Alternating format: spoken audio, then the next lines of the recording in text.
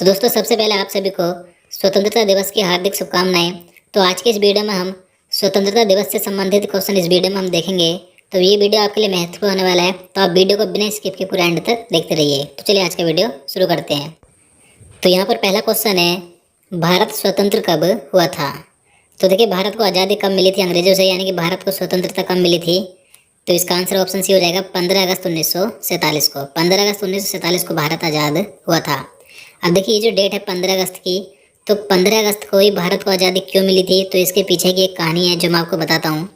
तो देखिए, उस समय जो भारत के गवर्नर जनरल थे लॉर्ड माउंटबेटन, इन्होंने निजी तौर पर भारत की स्वतंत्रता के लिए 15 अगस्त का दिन तय करके रखा था, क्योंकि वे इस दिन को, यानी कि जो 15 अगस्त का दिन था, वे इसे अपने कार्यकाल के लिए बेहद सौभाग्यशाली मानते थे। इसके पीछे की खास वजह थी, दूसरे विश्व युद्ध के दौरान 1945 में 15 अगस्त के दिन ही जापान की सेना ने ब्रिटेन के सामने आत्मसमर्पण कर दिया था। तो इसलिए जो लॉर्ड माउंटबेटन थे, वे अपने निजी तौर पर 15 अगस्त के दिन ही भारत को आज़ादी देना चाहते थे, क्योंकि इस दिन यानी 15 अगस्त 1945 को जापान की सेना ने ब्रिटेन के सामने आत्मसमर्पण किया था।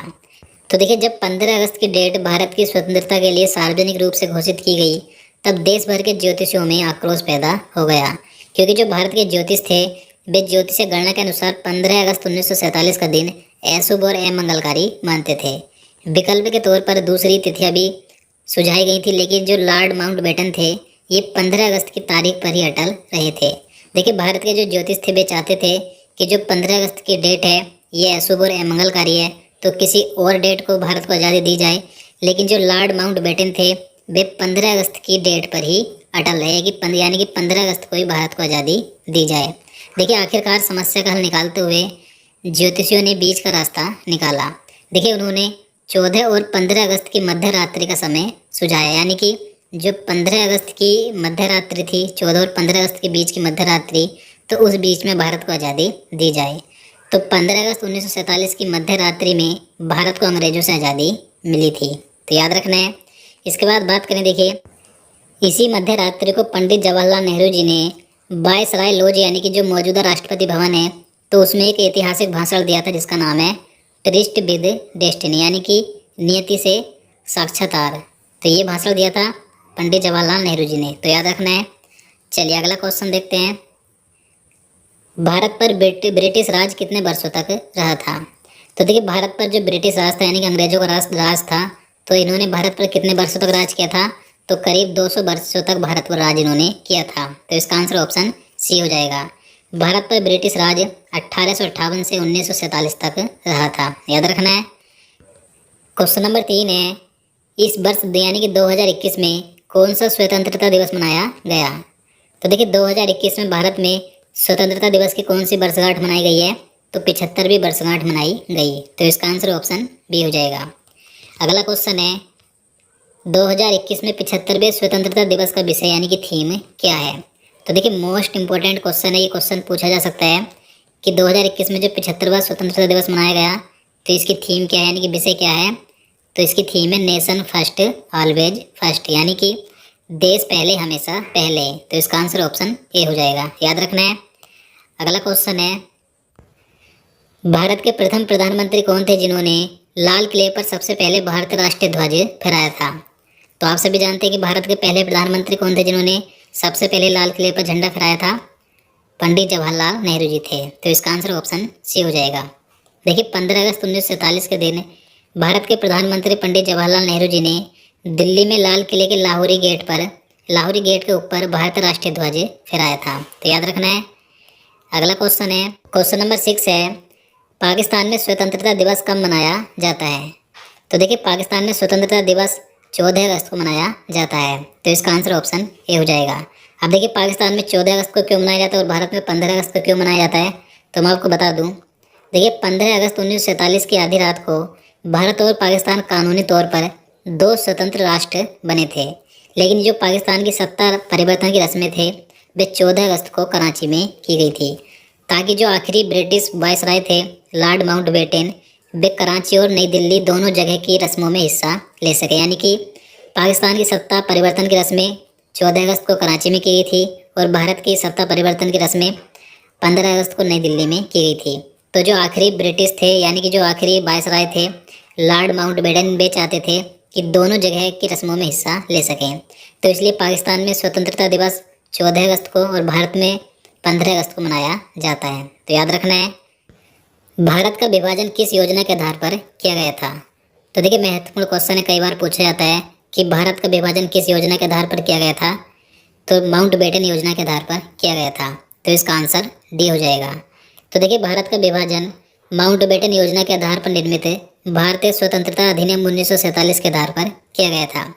इस अधिनियम में कहा गया था कि 15 अगस्त 1947 को भारत व पाकिस्तान अधिराज्य नामक दो स्वायत्त निवेश बना दिए जाएंगे और उनको ब्रिटिश सरकार सत्ता सौंप दी जाएगी। तो याद रखना है कि भारत का विभाजन किस योजना के आधार पर किया गया था, माउंटबेटन योजना के आधार पर। कई बार पूछा जाता है। चलिए अगला क्वेश्चन देखते हैं, भारत के राष्ट्रीय ध्वज का डिजाइन किसने तैयार किया था। तो देखिए भारत के राष्ट्रीय ध्वज का डिजाइन तैयार किया था पिंगली वेंकैया ने। तो इसका आंसर बी हो जाएगा। अब देखिए भारत का जो राष्ट्रीय ध्वज तिरंगा है, इसके बारे में बता दूं तो भारत के राष्ट्रीय ध्वज तिरंगे में 3 समान चौड़ाई की क्षैतिज पट्टियां हैं, जिसमें सबसे ऊपर की पट्टी केसरिया रंग की है जो कि देश की ताकत और साहस को दर्शाती है, और बीच में श्वेत रंग की पट्टी धर्म चक्र के साथ शांति और सत्य का संकेत देती है, और सबसे नीचे एक गहरे हरे रंग की पट्टी है जो कि देश के शुभ विकास और उर्वरता को दर्शाती है, और इसमें सफ़ेद पट्टी के मध्य गहरे नीले रंग का एक चक्र है जो कि अशोक चक्र है, जिसमें कि 24 तिल्लियाँ होती हैं। यह इस बात का प्रतीक है कि भारत निरंतर प्रगतिशील है। और देखिए इस बीच में जो तिरंगे के बीच में जो अशोक चक्र है, इसका रूप सारनाथ में स्थित अशोक स्तंभ के शेर के शीर्षक फलक से लिया गया है। तो याद रखना है। चलिए अगला क्वेश्चन देखते हैं। क्वेश्चन नंबर 9 है, भारत के राष्ट्रीय ध्वज को संविधान सभा ने कब अपनाया था। तो इसका आंसर सी हो जाएगा 22 जुलाई 1947 को। तो देखिए भारत के राष्ट्रीय ध्वज को 22 जुलाई 1947 को आयोजित भारतीय संविधान सभा की बैठक में अपनाया गया था, इसलिए 22 जुलाई को राष्ट्रीय झंडा दिवस भी मनाया जाता है। और देखिए इसमें यानी कि जो भारत का राष्ट्रीय ध्वज है, तो इसमें 1947 में एक बदलाव हुआ था जिसमें चरखे की जगह अशोक चक्र लगाया गया था। और देखिए भारत का जो राष्ट्रीय ध्वज तिरंगा है, इसकी लंबाई चौड़ाई का अनुपात क्या है, कई बार पूछ लिया जाता है, तो 3:2 है। याद रखना है। भारत के राष्ट्रीय गान के रचयिता कौन है। तो देखिए आप सभी जानते हैं भारत के राष्ट्रीय गान के रचयिता कौन है। भारत का राष्ट्रीय गान किसने लिखा है, जन गण मन। तो ये लिखा है रविंद्रनाथ टैगोर जी ने। तो इसका आंसर सी हो जाएगा। देखिए भारत का राष्ट्रीय गान संविधान सभा ने 24 जनवरी 1950 को अपनाया था। तो ये भी पूछ लिया जाता है कि भारत का राष्ट्रीय गान कब अपनाया गया था, 24 जनवरी 1950 को। देखिए भारत का राष्ट्रीय गान सर्वप्रथम 27 दिसंबर 1911 को कांग्रेस के कलकत्ता अधिवेशन में गाया गया था। तो याद रखना है। नेक्स्ट क्वेश्चन है, भारत का झंडा गीत किसने लिखा है। तो देखिए भारत का झंडा गीत क्या है, तो विजयी विश्व तिरंगा प्यारा झंडा ऊंचा रहे हमारा।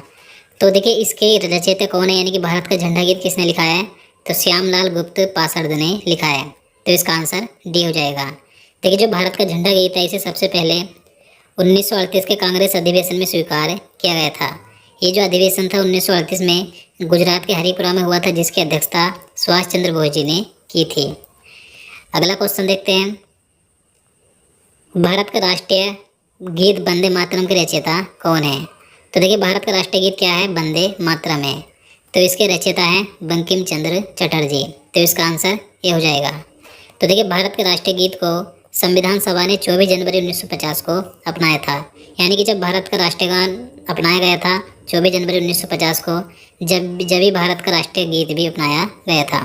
देखिए भारत का राष्ट्रीय गीत पहली बार 1896 में भारतीय राष्ट्रीय कांग्रेस के सत्र में गाया गया था। तो याद रखना है। भारत का राष्ट्रीय जलीय जीव क्या है। तो भारत का राष्ट्रीय जलीय जीव है गंगा डॉल्फिन। तो इसका आंसर सी हो जाएगा। अब देखिए भारत के सभी राष्ट्रीय प्रतीकों के बारे में आपको बता दूं। भारत का राष्ट्रीय ध्वज तिरंगा है, भारत का राष्ट्रीय चिन्ह अशोक की लाट है, भारत की राजभाषा हिंदी है, भारत का राष्ट्रीय गान जन गण मन है, भारत का राष्ट्रीय गीत वंदे मातरम, राष्ट्रीय पशु बाघ है, जलीय जीव गंगा डॉल्फिन है, भारत का राष्ट्रीय पक्षी मोर है, राष्ट्रीय पुष्प कमल है, राष्ट्रीय वृक्ष बरगद है और राष्ट्रीय फल आम है। और भारत का राष्ट्रीय खेल क्या है, हॉकी, यानी कि मैदानी हॉकी है। और भारत का राष्ट्रीय पंचांग है शक संवत। तो ये आपको सभी याद रखने हैं। चलिए आगे देखते हैं। स्वतंत्रता दिवस पर लाल किले पर सबसे ज़्यादा बार झंडा फहराने का रिकॉर्ड किसके नाम है? तो देखिए, स्वतंत्रता दिवस पर यानी कि 15 अगस्त के दिन सबसे ज़्यादा बार लाल किले पर झंडा भारत के किस प्रधानमंत्री ने फहराया है? तो पंडित जवाहरलाल नेहरू जी ने फहराया। तो इसका आंसर ये हो जाएगा। देखिए, पंडित जवाहरलाल नेहरू जी 1947 से लेकर 1964 तक भारत के प्रधानमंत्री रहे थे। इस दौरान इन्होंने स्वतंत्रता दिवस के अवसर पर लाल किले पर सबसे ज़्यादा बार यानी कि 17 बार झंडा फहराया। इसके बाद दूसरे स्थान पर भारत की एकमात्र महिला प्रधानमंत्री इंदिरा गांधी है। इन्होंने 16 बार लाल किले पर झंडा फहराया है। तो याद रखना है, भारत के अलावा 15 अगस्त को कौन सा देश स्वतंत्रता दिवस मनाता है? तो इसका आंसर भी हो जाएगा दक्षिण कोरिया। तो देखिए, भारत के अलावा कई देश हैं जो कि 15 अगस्त के दिन ही स्वतंत्रता दिवस मनाते हैं। कौन कौन से हैं? तो दक्षिण कोरिया, उत्तर कोरिया, बहरीन, कांगो और लिechtenstein। तो ये देश हैं जो कि 15 अगस्त के दिन ही अपना स्वतंत्रता दिवस भी मनाते हैं। नेक्स्ट क्वेश्चन देखते हैं। तुम मुझे खून दो मैं तुम्हें आज़ादी दूंगा, यह नारा किसने दिया था? तो ये नारा दिया था नेताजी सुभाष चंद्र बोस जी ने। तो इसका आंसर सी हो जाएगा। अब एक कुछ और नारों के बारे में आपको बता दूं। तुम मुझे खून दो मैं तुम्हें आज़ादी दूंगा, ये दिया था नेताजी सुभाष चंद्र बोस जी ने। अंग्रेजों भारत छोड़ो, तो ये नारा दिया था महात्मा गांधी जी ने।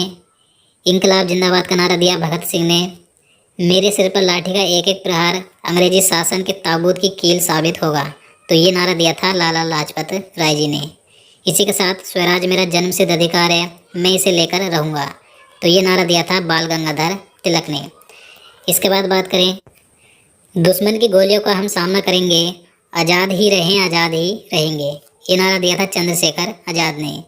सारे जहाँ से अच्छा हिंदुस्तान हमारा, ये नारा दिया था अल्लामा इकबाल ने। जय हिंद का नारा दिया था सुभाष चंद्र बोस जी ने। सरफरोशी की तमन्ना अब हमारे दिल में है, ये नारा दिया था राम प्रसाद बिस्मिल ने। इसके बाद बात करें, जय जवान जय किसान का नारा किसने दिया था? तो लाल बहादुर शास्त्री जी ने दिया था। सत्यमेव जयते का नारा दिया था पंडित मदन मोहन मालवीय जी ने। और वंदे मातरम का नारा दिया था बंकिम चंद्र चटर्जी ने। तो आपको सभी याद रखने हैं। तो दोस्तों, आज के लिए इतना ही। उम्मीद करता हूँ आपको वीडियो पसंद आए। अगर आपको वीडियो अच्छा लगा हो, आपके लिए हेल्पफुल हो, तो प्लीज़ वीडियो को लाइक ज़रूर करना और चैनल को भी सब्सक्राइब कर लेना। तो चलिए मिलते हैं नेक्स्ट वीडियो में। जय हिंद, जय भारत।